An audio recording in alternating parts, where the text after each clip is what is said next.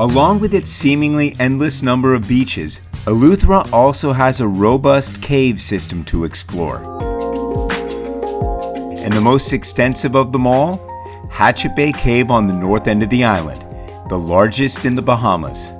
To get here, head about 4.5 kilometers past Alice-town and look for this sign on your left. The entrance is hidden in a field of overgrown grass. We passed a group in the parking lot who told us they'd explored it without a guide, so we felt pretty confident about heading in. But be prepared, it gets dark pretty quickly. They said we don't need a guide. I hope not. Well, we're definitely going to need a lantern in here, that's for sure. It is dark. The air down here was much warmer than that up at the surface, where there was a slight January chill. Although most of this cave is pretty easily passable, there are a few tight squeezes along the way. Yep, pretty cramped in here. Little claustrophobic. Oh, and damp. These caves date back around 120,000 years, and the deeper you go, the more interesting it becomes. The drip, drip, drip of the water making its way through the limestone aquifers creates spectacular stalactites and stalagmites. It feels like you've traveled back to the late Pleistocene age.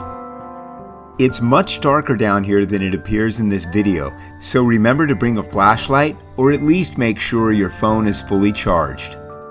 Previous visitors have also done their part to keep others from getting lost. If you look down here, you'll see they have laid down yarn to keep you heading in the right direction. It falls away sometimes, but we found that it picks back up again, so.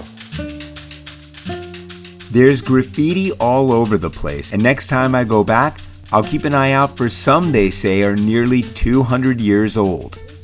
Eventually, it was time to turn around, and we were glad for that string.